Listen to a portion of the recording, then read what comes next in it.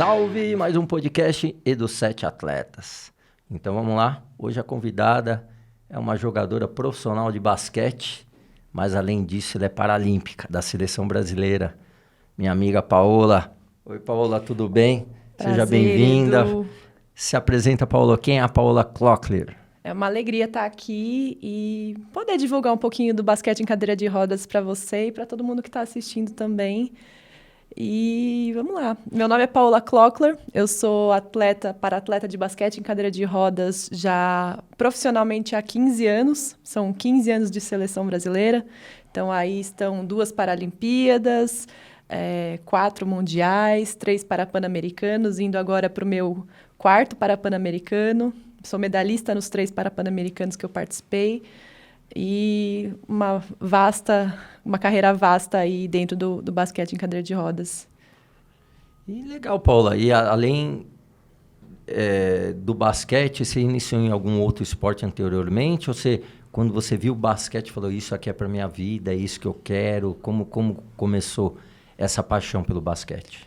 Na verdade, eu iniciei antes na natação, porque assim, a minha deficiência ela é de nascença. Eu tive uma formação congênita, né? Então, o meu fêmur não se desenvolveu. Eu tenho o que os médicos chamam de fêmur curto congênito. Ou seja, o meu fêmur não se desenvolveu e o restante da perna se desenvolveu normalmente. Então, é como se eu tivesse a perna esquerda mais curta, né? Aos 3 anos eu fiz a amputação do pé, porque eu tinha o pezinho. Fiz a amputação do pé para poder começar a utilizar prótese e ter um desenvolvimento mais fácil, né? E só que eu sempre fui uma criança muito espoleta. Eu nunca fui aquela criança de ficar parada, jogada no sofá, esperando as coisas acontecerem. Não, eu sempre brinquei, sempre me fui andando. Eu virava e mexia, eu quebrava alguma coisa, arrancava alguma coisa do lugar. E quando eu entrei na escola, as coisas começaram a me incomodar. Eu comecei a me incomodar com o fato de começarem a me deixar de lado, não me deixarem participar das brincadeiras, alguns professores que não me incluíam dentro das brincadeiras e dentro das aulas de educação física, até que um dia aquilo me irritou de uma tal forma que eu cheguei para o médico, numa consulta médica, e falei assim, e aí, doutor, o que eu posso fazer? Eu quero fazer alguma coisa, eu não quero ficar parada. E ele me indicou, inicialmente, a natação. Comecei aos 7 anos na natação. Em 3 meses eu já nadava os 4 estilos e estava entrando para a equipe competitiva na época. E em 6 meses eu ganhava dos adultos. Que legal. Comecei a ir para os campeonatos, participei dos torneios, comecei a ganhar tudo que eu via pela frente. Só que isso começou a me incomodar também, porque não era a ideia. Eu queria brincar, eu tinha 7, 8 anos na época, eu queria ser criança. Foi aí que entrou o basquete em cadeira de rodas na minha vida. Através da ADD, Associação Desportiva para Deficientes, eu fui conhecer, né, o que era realmente o basquete, o que era. Só que eu tive o meu primeiro preconceito. O basquete ele é exclusivamente na cadeira de rodas. E eu utilizo uma prótese para o meu dia a dia, então eu andava, eu corria um pouquinho, eu fazia todas as minhas atividades em pé. E quando eu vi a cadeira pela primeira vez, eu olhei para minha mãe, isso com 10 anos. Eu olhei para minha mãe e falei assim, eu não vou sentar nesse negócio, não. Eu não vou sentar nesse negócio, eu não vou me rebaixar, eu não vou me diminuir, eu ando, eu corro, eu faço todas as minhas coisas sozinha. Não, vou sentar nesse trem, não. E aí eu lembro que ela brigou comigo, ela olhou para mim, você não me fez vir até aqui para você não sentar nessa cadeira, você vai sentar nessa cadeira sim. Me sentou na cadeira e eu me apaixonei. Eu me apaixonei pela liberdade que a cadeira me deu, eu me apaixonei pela velocidade que eu conseguia pegar com a cadeira, pelos giros, pelo que eu estava conseguindo fazer ali. E foi assim que realmente começou a aparecer o basquete para mim. Venci o meu preconceito com a cadeira, hoje ela se tornou minha melhor amiga, né? Minha parceira, meu trabalho. E na época era muito mais lúdico, né, do que realmente o basquete em si. Então a gente brincava e eu fazia aquilo que eu não conseguia fazer na escola. Eu brincava de corre-cutia, eu brincava de esconde-esconde, eu brincava de pega-pega, tudo sentada na cadeira de rodas. Aos poucos que o basquete foi realmente tomando forma, aquelas crianças, porque tinham todas a mesma idade, aquelas crianças foram crescendo, foram se desenvolvendo, e o basquete foi automaticamente ganhando corpo e a gente foi virando uma equipe.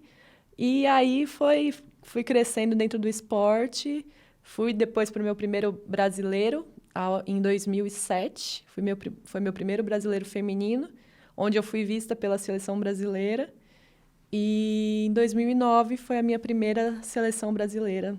Meu primeiro campeonato foi minha primeira Copa das Américas e onde iniciou todo o meu ciclo dentro do mundo paralímpico. E dentro do basquete, a equipe, por exemplo, alguns paralímpicos, eles têm... Eu aprendi a ter com a Beth, que você jogou com a Beth Gomes. Sim. E ela me explicou muito na parte paralímpica, porque eu desconhecia várias regras. Por exemplo, a Beth tem F51, 52... isso diz dificuldade de cada deficiência. Não sei se a palavra correta seria deficiência. Sim. Limitação. Sim, vai de acordo com a deficiência da pessoa. E aí vai aumentando. Se é limitado, é um grau, e aí no basquete tem isso ou não? Porque é em equipe, né? Então não tem como você separar, ela vai jogar numa categoria... E não Sim, tem isso ou tem? Isso, tem também? Isso. E como funciona no basquete? Na verdade, nós somos divididos por classes funcionais, né? Sim. O basquete em cadeira de rodas ele é dividido em classes funcionais que vão do 1 até o 4,5. Então, nós temos o 1, 1,5, 2, 2,5, até o 4,5. Quanto maior a deficiência, menor a classe funcional do atleta. Então, a pessoa que tem mais deficiência, ela é considerada um ponto 1 dentro de quadra. A pessoa que tem menos deficiência, por exemplo, uma pessoa que tem uma amputação de um pé, tem algum problema, algum problema que é bem menor, que não prejudica nada de tronco, ela é um 4,5. E dentro de quadra, o técnico ele pode somar 14 pontos. Então, para ele colocar 4,5 dentro de quadra, ele necessariamente precisa colocar um ponto 1 ou até mesmo 2 dentro de quadra. Isso faz com que todas as equipes estejam niveladas e que todas as pessoas possam jogar. Então, o basquete de cadeira de rodas ele é extremamente inclusivo, porque para que você tenha uma pessoa que tem menos deficiência jogando, você precisa daquela que tem mais deficiência jogando. Então, isso faz com que todos possam jogar em pé de igualdade, que as equipes estejam em pé de igualdade. Porque senão seria muito fácil a gente simplesmente colocar um monte de amputado... 4,5 para jogar. Seria um monte de gente grandona jogando contra um outro time que só tem um monte de ponto 1, que teria mais, que é o mais difícil. Então tem que ter esse equilíbrio, senão não tem como entrar na quadra. Nós podemos jogar somente com 14 pontos ou menos, né? E com a exceção à regra que... Quando você tem uma mulher dentro de quadra, a equipe pode jogar com 15 pontos. Então, o basquete ele não é somente masculino ou feminino. O mundo masculino ele é misto, porque nós temos poucas atletas, né, que praticam então é misturado no seu time? Eu jogo com masculino. Eu jogo com masculino. E normalmente o homem tem um pouco mais de força, enfim. Sim. Ele tem uma certa vantagem em cima da mulher. Sim. Apesar que hoje se superou, né? Então, na verdade, a gente costuma falar que nós temos situações diferentes, né? O homem, geralmente, ele é muito mais forte, muito mais rápido do que a mulher. Mas a mulher, ela é taticamente mais concentrada do que o homem. Então, verdade. A gente, muitas vezes... As mulheres, elas acabam sendo líderes dentro das equipes delas por questão disciplinar. A mulher é muito mais disciplinada. A mulher, taticamente, ela acaba trabalhando com mais facilidade. Então, isso nos dá uma certa vantagem. Eu sou meio revoltada da vida, então eu sou pivô, eu quero brigar lá no meio com os grandão. Se você olhar um jogo... competitiva, eu percebo isso. Se você olhar um jogo, tá a Paola, às vezes a única menina dentro de quadra, e tô eu lá no meio dos pivôs, dos grandão, porque eu imaginava que era igual o basquete tradicional olímpico, que era homem contra homem, mulher contra mulher. Então, no basquete não. é misturado. É mesclado. As competições femininas são somente femininas. Tem também, Tem também, só que os campeonatos, eles são menores, né? Nós temos hoje um campeonato brasileiro e uma Supercopa Feminina com 4 equipes, e o Campeonato Brasileiro tem 6 equipes. Entendi. Os campeonatos masculinos, nós temos hoje 4 divisões, cada divisão com de 12 a 15 equipes. Então, olha a diferença de quantidade entre homens e mulheres. Então, por isso é permitido que as meninas joguem dentro dos times masculinos, até porque até para a gente ganhar mais corpo pela questão da seleção também. Então, quanto mais a gente consegue jogar com os meninos, mais forte nós estamos para representar o nosso país. E a idade? Tem um limite de idade ou, por exemplo, profissional é acima de 18 anos e já pode jogar profissional? Não. Na verdade, o paradesporto, ele também é inclusivo nessa questão, né? Porque tem muita gente que, por exemplo, sofre acidente tarde, conhece o paradesporto tarde, pode realmente se desenvolver muito bem tarde. Então, nós temos atletas hoje que têm 53 anos, entre 50 e 60, que ainda estão na atividade. E estão bem na atividade. Alto rendimento. Em alto rendimento. Então, hoje a idade não é um quesito de corte. Enquanto você está apto para jogar e você está jogando bem, a idade não é aquilo que vai te tirar da seleção ou te tirar do alto pode rendimento. ter, então, dentro do seu time, desde 18 anos até 55 anos a média. Hoje eu tenho dentro do meu masculino, eu tenho um senhor, que a gente chama ele carinhosamente de velho, que ele foi o fundador da equipe, ele está na equipe desde do começo da equipe lá, há 30 anos atrás, e ele ainda joga com a gente. Não hoje em alto rendimento, claro, porque já não dá mais, mas ele está em todos os treinos. Quando você não vê ele em quadra, você fala, alguma coisa aconteceu, vamos ligar pro velho. Porque ele está lá todos os treinos. Ele motiva, né? Sim. Isso é muito bom. Por exemplo, a Beth tem 58 e é alto rendimento total. Total, ninguém pega. Ele é surreal. A Beth, eu falo que eu sou fã dela. E a Vanessa também, a Vanessa Cristina, uma história de vida incrível também, e desse mundo paralímpico, eu vejo um diferencial dentro do olhar de cada um, de alegria, de não ver reclamar.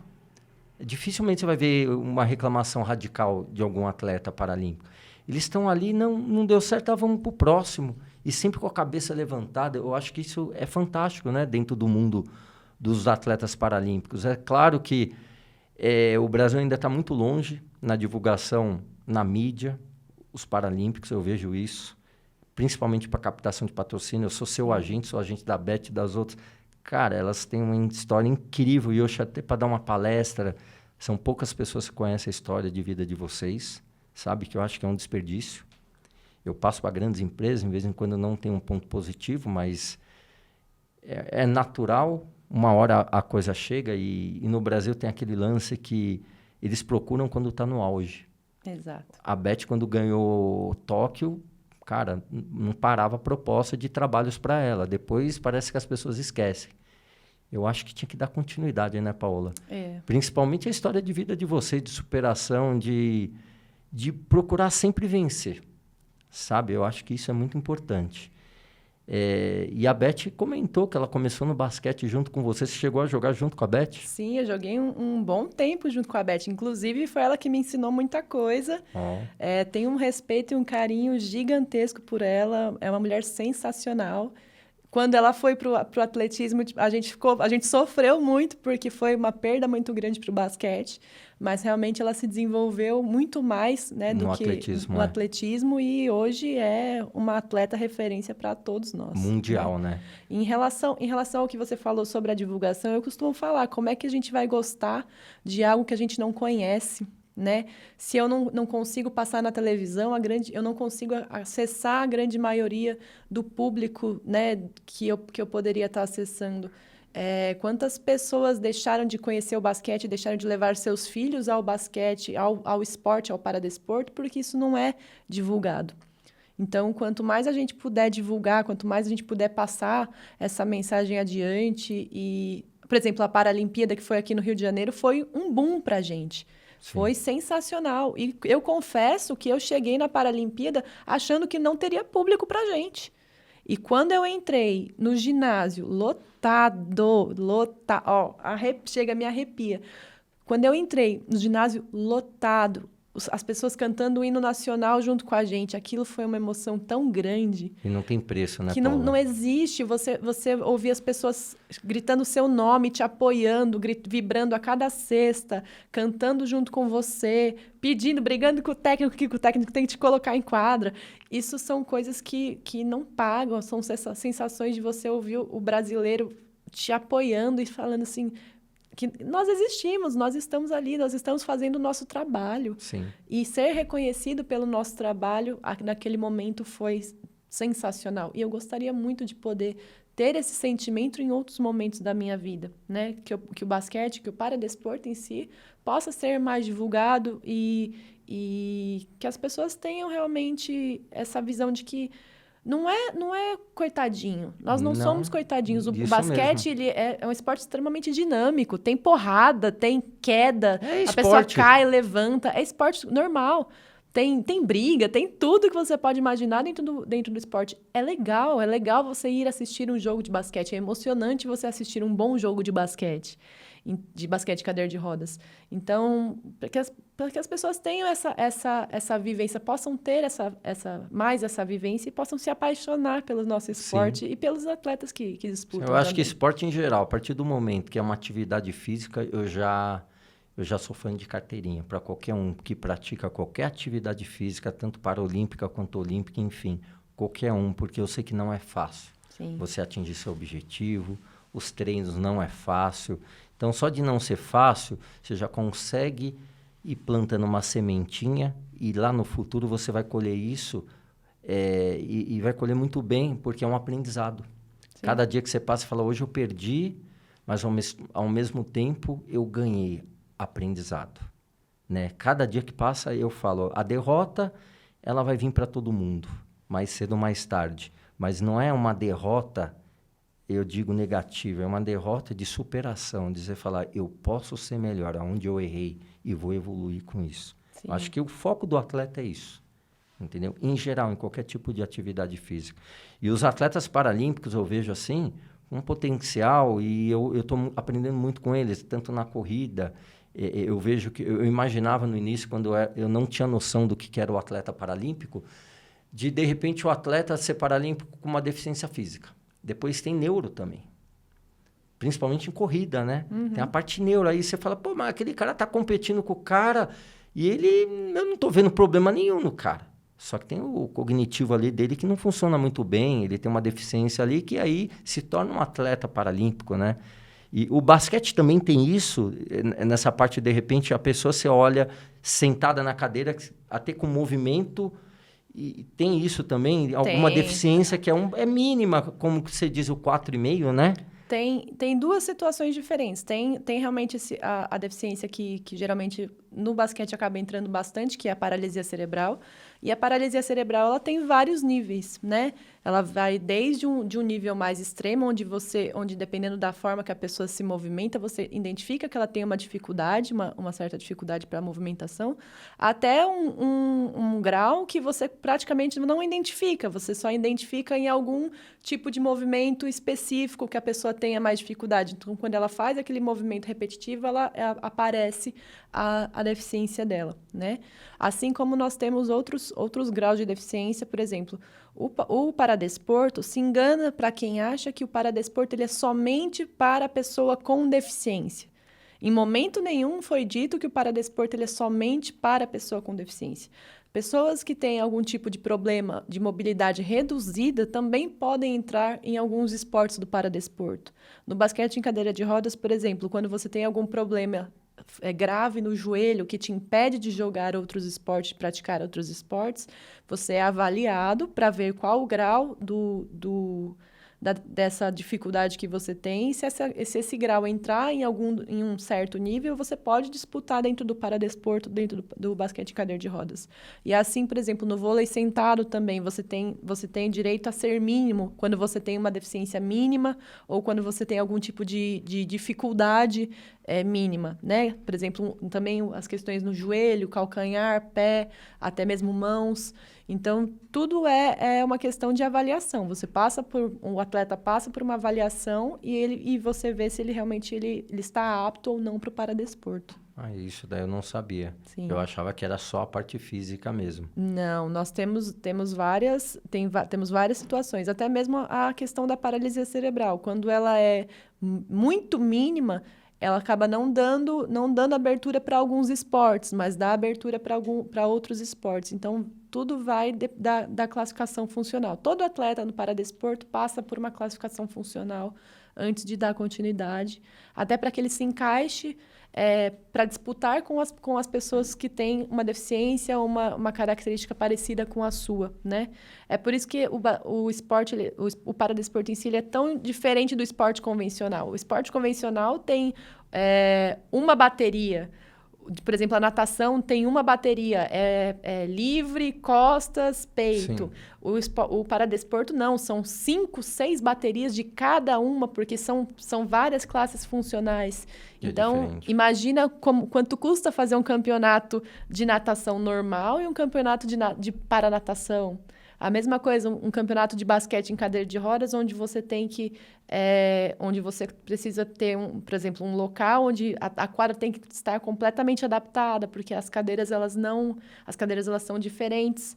Então, elas só andam num piso completamente liso. Se você tiver um buraquinho na quadra, eu já não ando.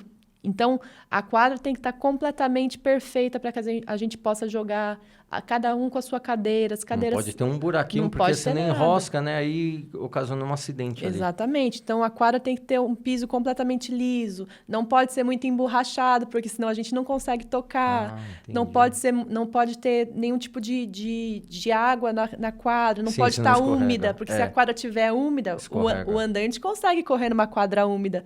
O cadeirante não consegue. O andante também é complicado de escorregar e se machucar. A gente não sai nem do lugar, porque a gente começa a rodar, a gente fica no mesmo lugar. Às vezes dá problema de questão de lesão de ombro. Então, tem várias situações que para o paradesporto acaba deixando a coisa um pouco mais complicada do que para o esporte convencional. Por exemplo, entre um jogador de basquete e um de basquete de cadeira de rodas, o jogador de basquete precisa do quê? De um tênis, um calção, um blusão, uma bola. O jogador de basquete de cadeira de rodas precisa, para começar tudo, uma cadeira que custa hoje em torno de R$10.000. E são poucos que têm acesso.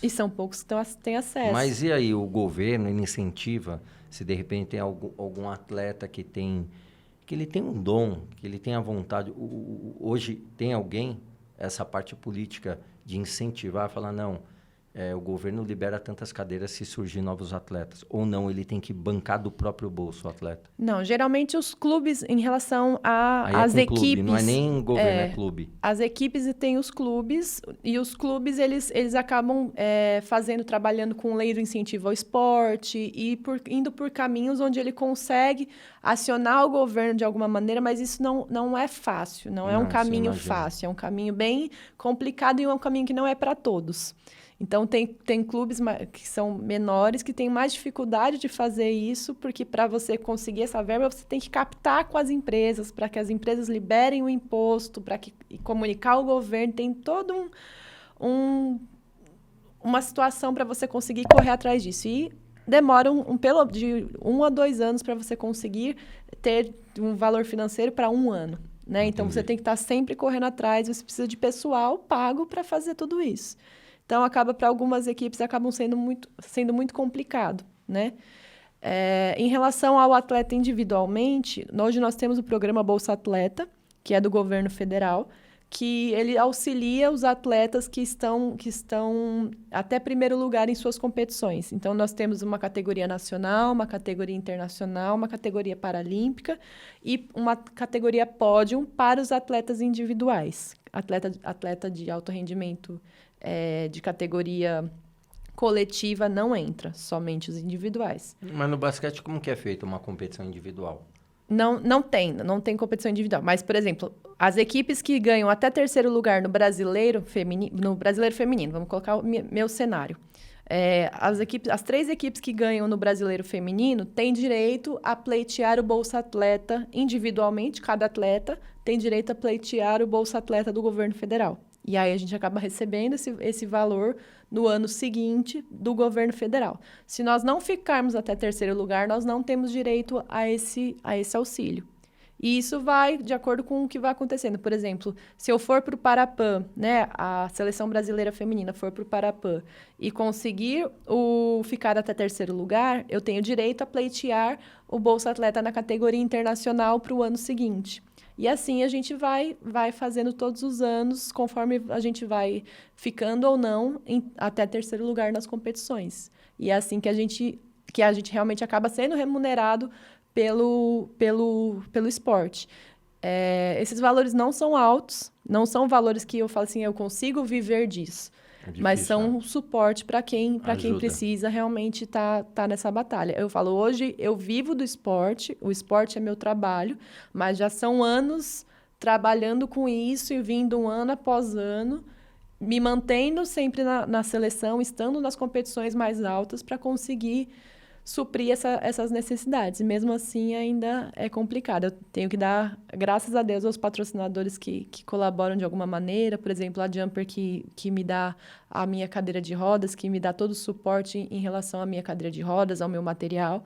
Porque se eu fosse tirar isso do meu bolso, eu com certeza já não estaria mais dentro do esporte. Sim. Tem esse fator de político do atleta desistir justamente pelo motivo de não ter verba para dar continuidade, não ter esse benefício. Sim. A grande maioria dos atletas desiste do esporte justamente por isso, né? Porque ele luta, e aí ele fala, ou eu pratico atividade física, esse esporte que eu tanto amo, ou eu vou fazer um trabalho paralelo. Exato. E ele acaba, eu vejo que o Brasil tem um berço fantástico de atletas, assim, de nível em geral, tanto paralímpico quanto comum, normal também, de esporte radical, olímpico, enfim. E aí a gente tem esse desperdício, né? De falar, pô, aquele atleta podia estar lá representando o Brasil, não está porque não tem um incentivo. E, de repente, dentro de uma política não tem um olhar clínico de um atleta de verdade, que já passou por aquilo e sabe selecionar quem merece ou não. Aí tem aquele lance de repente, abre um leque para ajudar e aí vem... não vou generalizar, mas vem de aqueles políticos que aproveitam da situação e pega para ele. Acontece muito isso. Sim. Não digo só aqui, deve ser em vários países, acontece da mesma forma. Então, o ideal seria que tivesse alguém que realmente seja do esporte, que quer benefício para o atleta e depois prove isso, né? Falou aqui, ó, a gente ajudou esse atleta, ele deu um alto rendimento. E eu digo que hoje o esporte, junto com a educação, é fundamental. Com certeza. Porque o atleta, de repente, ele se apaixona pelaquela modalidade esportiva e, ao mesmo tempo, para ele dar continuidade, ele tem que ter um bom estudo, isso vai ajudar muito. Com e certeza. falta um pouco isso, sabe? De passar por que isso. Qual que é o seu objetivo? O que você quer? Muita gente é perdido. Eu vejo principalmente quando está terminando o ensino médio, indecisão de profissão. Fala, o que eu vou fazer? O esporte te traz isso, sabe? Decisões. Ele te beneficia em várias situações. Como eu estive falando em vários podcasts, o melhor remédio hoje para depressão é o esporte. Sim. É o melhor remédio. As pessoas falam, não, tem que tomar aquilo, tem que tomar aquela droga para melhorar. Cara, é o melhor, porque o esporte ele te traz esse benefício de você tirar toda aquela energia ruim, aquele pensamento ruim quando você pratica o esporte, que é a melhor terapia. Eu falo, a minha melhor terapia é todo final de semana andar de bike. Eu fui profissional, hoje, infelizmente, não posso andar todos os dias, não tenho esse privilégio, mas eu tenho no final de semana. E aí, durante a semana, eu faço a minha parte de fortalecimento, que é a academia. Então, isso eu passo para as pessoas. E como vê até um outro doutor aqui, o Rogério Padovan, se você conseguir aplicar tanto a alimentação quanto o esporte moderado, você se torna um campeão. O simples é que as pessoas já enxergam lá na frente a coisa surreal de nível muito alto. Não. Se você aplicar isso na sua vida, o resultado vem. Sim. No paradesporto tem mais uma situação ainda, porque é o esporte como reabilitação. Né? O início, a grande maioria e o grande início de muita gente dentro do esporte, de grandes atletas que estão, assim como eu, né? É a reabilitação. Nós temos atletas que hoje estão completamente reabilitados, mas que chegaram para a gente após ou no início de uma lesão, tinha Sim. acabado de ficar deficiente, Sim. tinha acabado de amputar uma perna.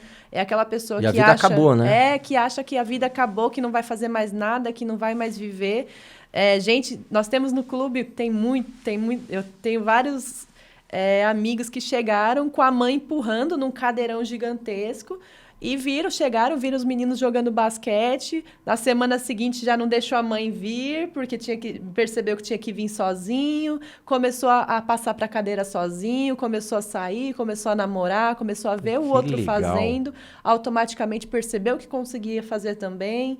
Passa a ser aquela coisa tipo, não, se ele consegue, eu consigo também. Se ali vai por aquele caminho, eu também consigo ir. É um desafio pessoal. É um desafio pessoal. Então, nós temos muitos atletas que chegam sem imaginar o que vem pela frente e com a convivência com outros atletas, muitas vezes você não precisa ser atleta de alto rendimento, mas você ter a convivência com outros para-atletas, você consegue visualizar até onde você consegue ir, até onde aquela limitação tá muito mais na sua cabeça do que nas suas pernas, no seu corpo.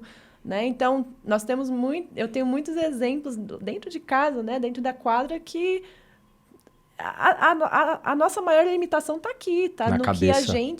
No que a gente acha que não consegue fazer, né? Meu pai tinha uma frase que marcou a minha vida. Ele fala, eu tinha muito aquela coisa de não consigo.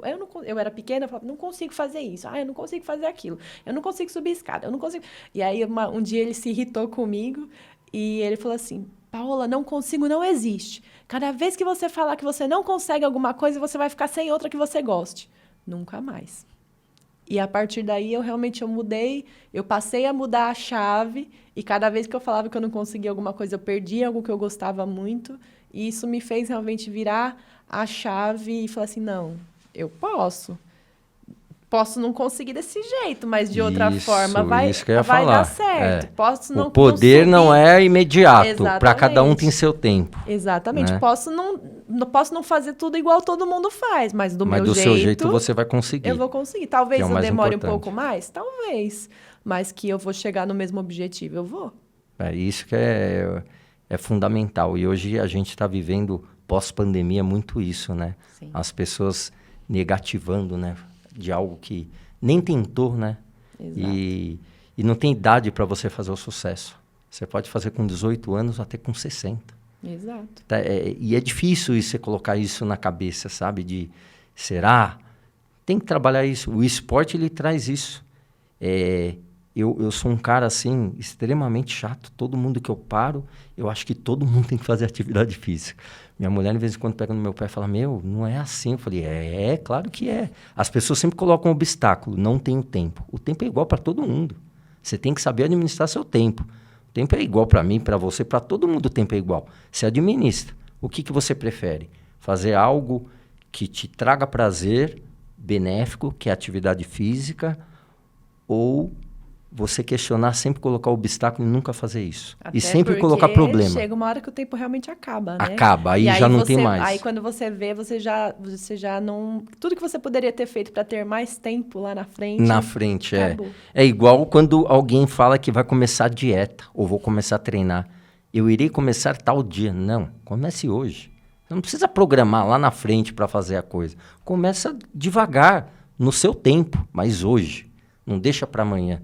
E aos poucos, não se cobre tanto. Consigo fazer isso. A partir do momento, uma atividade física. Você nunca fez 10 minutos por dia, já é uma evolução. Já é alguma coisa. Você fez 15 minutos do dia, outra evolução. Eu falo isso que é uma coisa tão simples. Eu fiz recentemente, fazia muito tempo que eu não fazia parte de alimentação, achando que eu sou atleta, que eu não ia ter nunca problema com alimentação. Enfim, de um tempo para cá eu não tive muito limite de alimentação, eu como de tudo. Uma quantidade menor, mas eu como de tudo.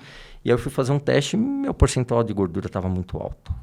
Aí falou, não, para uma pessoa comum você está excelente, mas para um atleta você está péssimo. Então eu falei, não, agora o Edu tem que chegar no objetivo dele, como eu cheguei em vários, entendeu?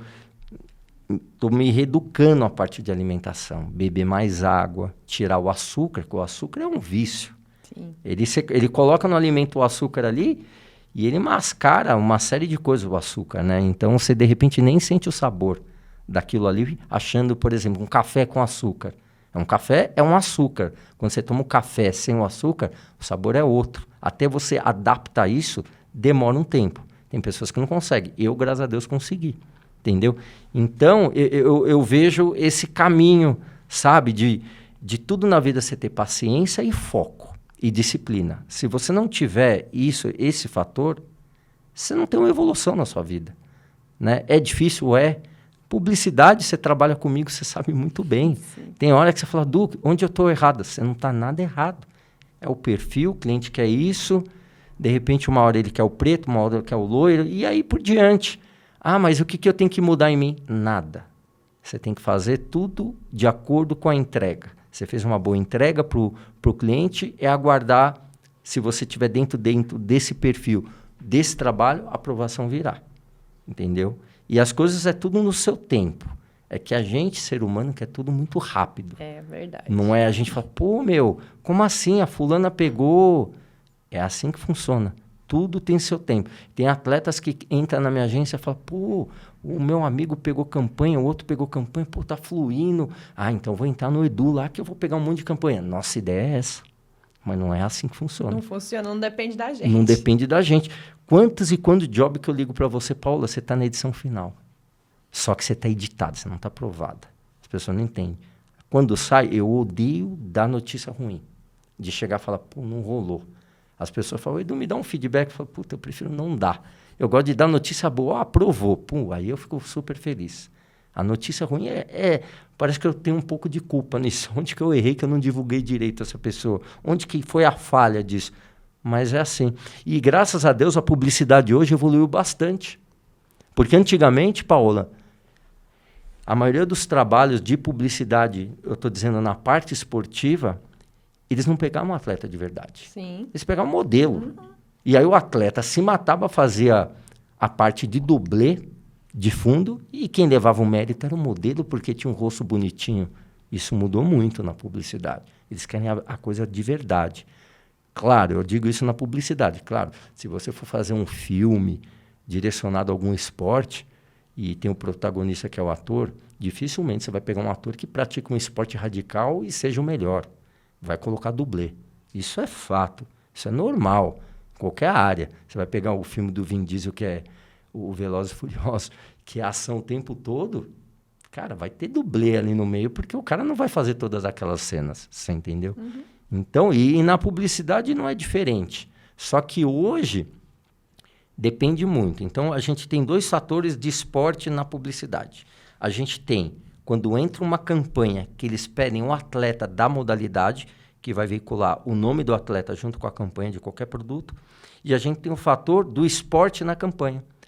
Quando chama o atleta com o nome do atleta está no auge, claro, os valores são bem maiores. Quando entra uma campanha que necessita de um atleta, da modalidade do atleta, é o perfil. Ele tem que ter noção daquele esporte, mas não precisa ser um cara magnífico. Porque ele vai ser um atleta que teve a modalidade na campanha publicitária. Você entendeu? Então, por isso que tem esse desequilíbrio de valores. Essa diferença de valores. Entendeu? Então, é assim que funciona a parte de publicidade. E tem que ter paciência. Você já pegou trabalho comigo, graças a Deus, e tudo tem seu tempo. E ainda mais a agenda do atleta, que é mais complicada, né, Paula? Com certeza. Tem hora que você está na aprovação, não vai rolar que eu tenho campeonato. Quantas vezes a gente já não conversou? Bateu na trave, você não pegou assim, porque você tinha aquela data que iria gravar, você não ia poder. Nossa, teve um, inclusive, que a gente conversou muito, que eles mudaram várias vezes a data. Não teve jeito. Mas não teve jeito. A sua data estava mais complicada. Tava mais complicada. E aí eles falaram, vou seguir com uma outra atleta. Natural, entendeu? O seu foco hoje também é o seu esporte que você pratica. É o meu trabalho também. É o seu trabalho, né? Então, a publicidade é um ganha-pão que é bem-vindo também, Sim. quando entra, tá?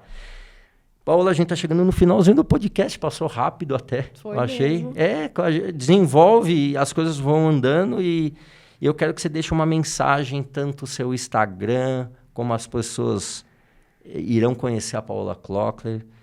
E sua agenda. Como é que tá a sua agenda de competição? Quem quer ver a Paola? Quando vai surgir as competições? Como que tá o nível? Fala um pouquinho.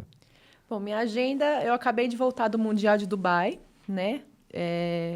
E agora, com a seleção, nosso próximo campeonato vai ser o Parapan-Americano no Chile, em novembro. E agora, em São Paulo, nós vamos ter, em agosto, o Campeonato Brasileiro Feminino no Centro Paralímpico na Imigrantes. Então, quem quiser, quem puder, quem tiver vontade de conhecer um pouquinho mais sobre o basquete, vai ser do dia 7 ao dia 13 de agosto. Vai ser um campeonato sensacional. Minha equipe hoje ela é a atual campeã brasileira. Então, a tendência é ter jogos extraordinários do feminino. Demais. Então, estão todos convidados. Eu vou passar a minha agenda dos jogos e dos campeonatos no meu Instagram, que é paolaclockler14. E espero todos lá. E para quem estiver ouvindo, para quem estiver assistindo, que tiver algum conhecido que ficou deficiente recentemente, ou conhece alguém que já é pessoa com deficiência, incentive ao esporte, né? Eu acho que é o que a gente precisa. A gente precisa do primeiro incentivo. Olha, eu conheço a Paola, ela joga basquete, vai lá conhecer a equipe dela.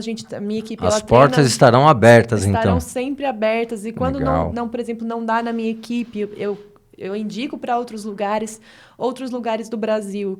Entre em contato comigo, eu acabo indicando outras equipes do Brasil que possam estar acolhendo essa pessoa, possam estar mostrando realmente para essa pessoa como funciona. E para quem quiser realmente só conhecer e curtir, patrocinar, porque Melhor não? ainda, a gente está aqui. Poxa, para quem quiser patrocinar, pode entrar tanto em contato com você quanto pelo meu Instagram, que a gente conversa e a gente passa adiante e vai ser muito legal. E ela também é influência digital, hein, galera? Então é isso, podcast Informação Edu7 Atletas. E não vou esquecer de falar novamente dessa água que é fantástica aí, que é um dos apoiadores do podcast, hein, o nosso parceiro aqui, OH, que é fantástico, um pH 10 na água. Para quem sabe o que é o pH, isso é um benefício gigante para o atleta de alto rendimento, principalmente, e para as pessoas que gostam realmente de água. Então, não esqueça de deixar seu like, sua curtida e compartilhar. Esporte é vida. Valeu! Valeu, gente! Tamo junto!